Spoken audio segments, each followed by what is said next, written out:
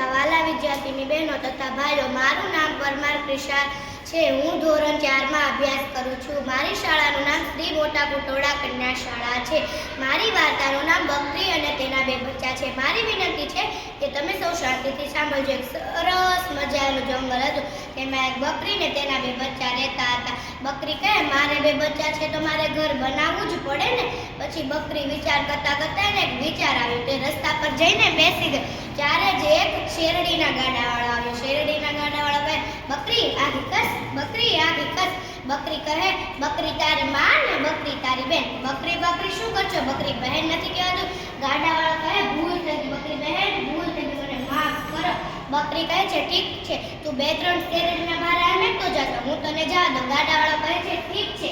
પછી ગાડાવાળો મેકે છે. બકરી બેન ઊભા થાય છે ને ગાડાવાળો વયો જાય છે. બકરી બેન પાછા બેસે છે.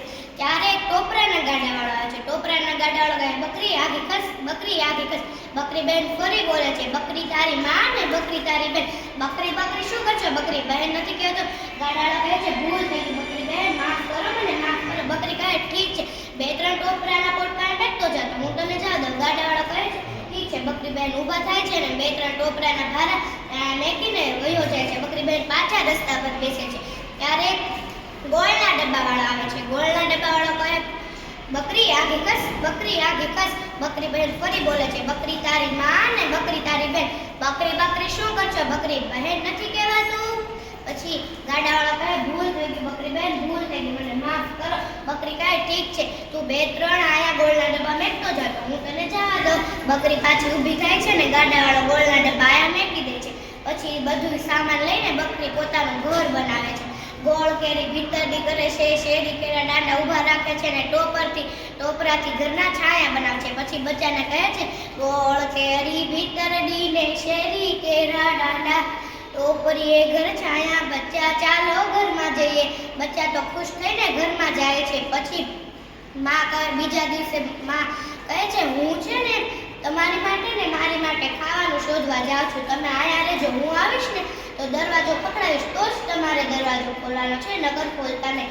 બચ્ચા કહે, મામા તમે આવ્યા તે અમે કેવી રીતે પહેચાનશું કે તમે અહીંયા આવ્યા?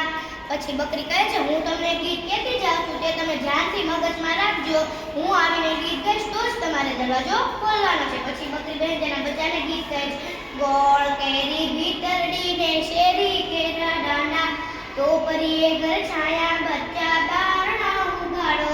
બચ્ચા કહે છે, ઠીક છે માં. પછી બકરી બહેન સવારે જાય છે ને સાંજે પાછા ઘર તરફ ફરીને દરવાજો પકડાવે છે. બચ્ચા કહે, કોણ?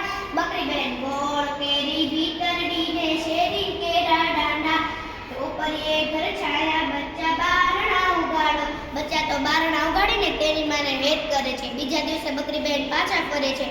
ત્યારે જ બપોરે એક વાઘ આવે છે. વાઘ આવીને દરવાજો પકડાવે છે. બચ્ચા કહે, કોણ? વાઘને તો કાંઈ બકરી બહેન જેવું બોલતા આવડે નહીં, ગાત આવડે નહીં, એ તો બૂમો પાડવા લાગે, હું. પછી બચ્ચા કહે, તમે મારી માં નથી, તમે જે કહ્યું હોય તે અહીંથી વયા જા. પછી વાઘે સાંભળીને વયો જાય છે. સાંજે બકરી બહેન પાછા ફરે છે ને દરવાજો પકડાવે છે. બચ્ચા કહે, કોણ?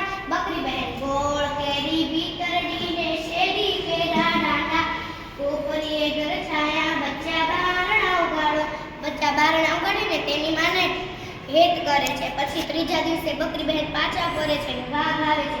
વાઘ દરવાજો પકડાવા જાય છે. ત્યારે જ એને વિચાર આવે છે કે મારા પંજાથી તે મને ઓળખી જશે. તો બાજુમાં રાખ પડી હતી, ત્યાંથી વાઘ તેના પગ ધોળા કરીને દરવાજો પકડાવશે. બચ્ચા કહે, કોણ? પછી વાઘભાઈ બોલે છે, ગોળ કેરી ભીતરડી ને શેરી કેરા દાંડા, ટોપરીએ ઘર છાયા, બચ્ચા બારણા ઉગાડો. બચ્ચાને થાય છે કે મારી માં આવી, તે તો બારણા ઉગાડે ત્યાં તો ના વાઘભાઈ હોય છે. વાઘભાઈ તેના બચ્ચાને ખાઈ જાય છે.